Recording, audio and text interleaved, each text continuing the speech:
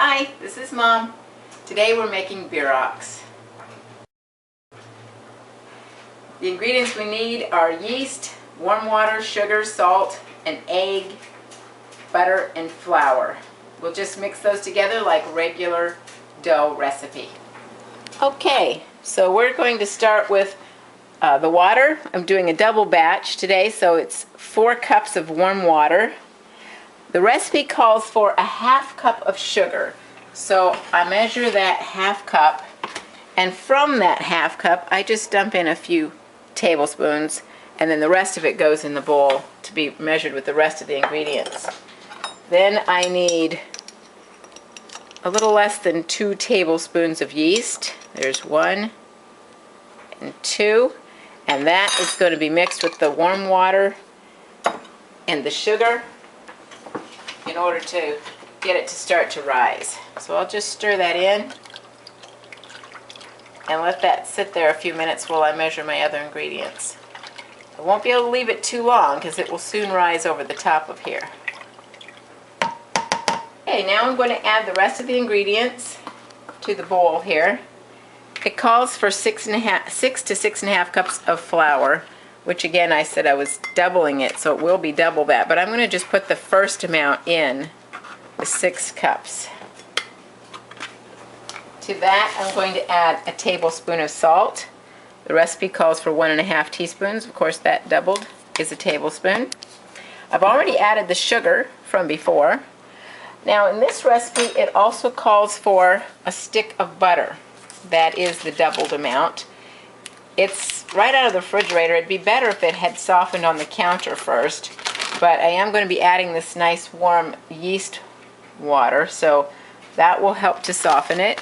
And I also need to add 2 eggs, which is the doubled amount. I'll just put it right there in the flour. Okay, so to that mixture now I'm going to add the yeast, nice warm yeast mixture that I put right on the butter there, and it will continue to multiply as it mixes in here. So this is of course double everything but the flour at this point, which will give me a nice way to mix it before it gets too thick. So here we go.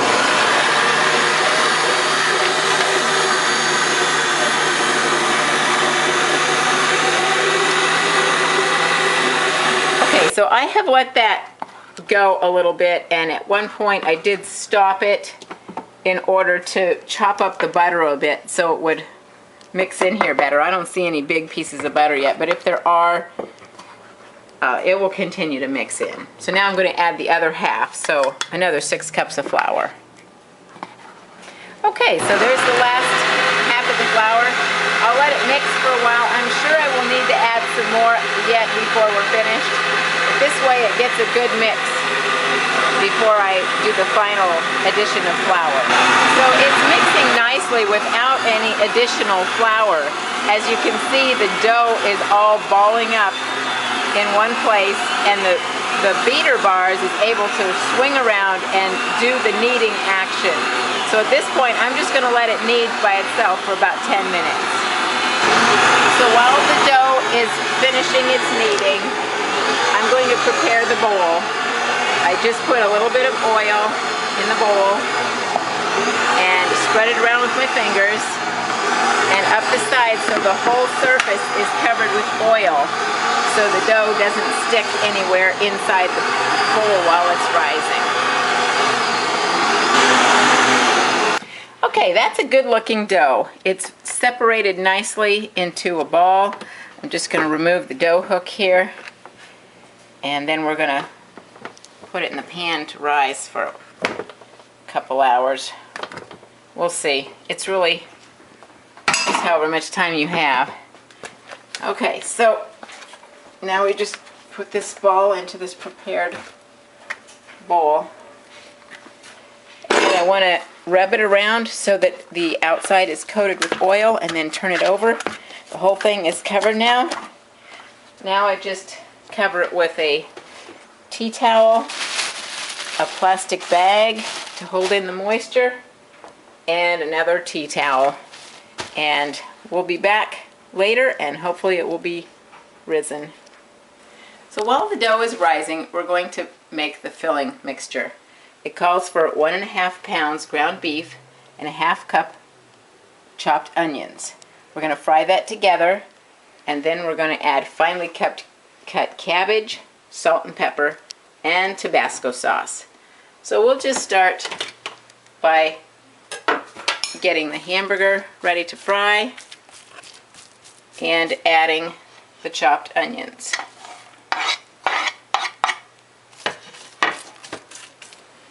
So while the hamburger's frying, I'm just going to slice the cabbage. I just want thin slices like this, and it calls for 3 cups.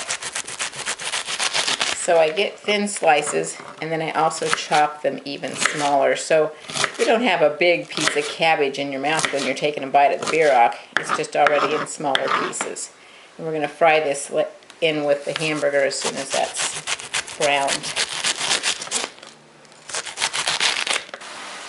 The meat is now fried nice and browned with the onions. Now we're going to add the 3 cups finely chopped cabbage. Just dump it right in there. No need to add any extra water or anything because there's meat juices in there, and that helps it to fry up nice. In addition to that, we add 1.5 teaspoons salt. Again, I go lighter on the salt, and a 1/2 teaspoon pepper. So that's just sprinkled right on, and we stir that all in and let it get mixed and fried together. So this is fried for just a few minutes now, and the cabbage is starting to get tender. There's not really any liquid at the bottom at all. Now at this point we add the Tabasco sauce. My husband doesn't like it really hot, so I just put a little on. You can add as much as you might like. There is the red kind. I got this green kind because it's supposed to be milder. Anyway, we'll see how it tastes later in the mixture. Alright, so now we're just going to turn off the heat and set this aside and let it cool slightly before we put it in on the dough. So while this is cooling, we're going to roll out the dough. Alright, so now we're ready to roll out the dough. For some reason this has not risen very well. It really should be at the top of the bowl. But it doesn't mean there's anything wrong with the dough. It's still soft. We'll just take half of it and roll it out, and then we'll take the other half and roll it out later.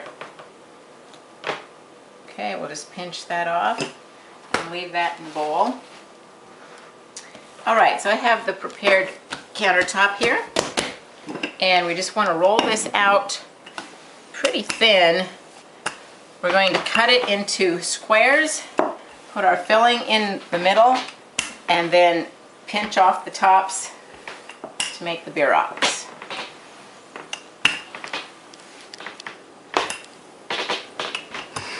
Okay, so that's rolled out pretty nice and thin. Now I take a pizza cutter, which makes it easy for slicing raw dough. So now I just want to make squares. Just cut right up against the countertop. I'm making about 4-inch lines, and we'll turn those into squares in just a minute. And then the other way.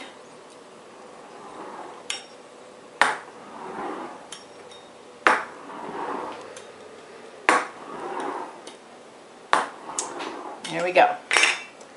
Okay, so now we take, I have a 1/4 cup measuring cup, which is a fair amount of the mixture. It does call for 2 tablespoons, so I guess I make mine a little bigger than what the recipe says.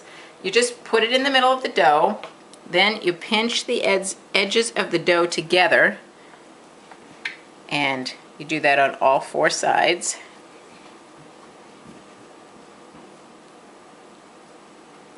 Like that. And you don't want the filling to stick out. So at this point, I turn it over and sort of round it in my hands. This part that we pinch together is the bottom, giving us a nice round top. And then we're going to make, I'm going to grease this pan and then make a nice row of these and let them rise for 30 minutes. So we did make a double batch of the dough and a single batch of the bierock filling. Now for the rest of the dough, I make pizza pockets. We make pepperoni and cheese. So I'm just going to show you how I do that now. I take the pepperoni pieces and cut them in smaller pieces. Again, so when we bite into it, it doesn't have a big chunk of meat. So then I'll put that meat right in the center of one of these dough squares and add just a little pile of mozzarella cheese. And then we pinch up the sides exactly the same as we did before. But this time, I don't turn it over. I leave it exactly like this, so as we bake them and later when they are baked, we're going to know which ones are the pepperoni pockets and which ones are the bierocks. So that's the pepperoni pockets. I also make just cheese pockets for people who don't like pepperoni. There's a little bit of mozzarella cheese and a little bit of shredded cheddar. Of course, you can use whatever kind you like. Close those up exactly the same way. And then to separate these, since they look exactly like the pepperoni ones at this point, I take a toothpick and stick it in the top. And therefore, the ones with toothpicks are cheese. And we can tell the difference before, during, and after baking. All right, so they've risen now, and the oven is set to 350, and we will bake them for 20 to 30 minutes. We'll check them at 20 minutes.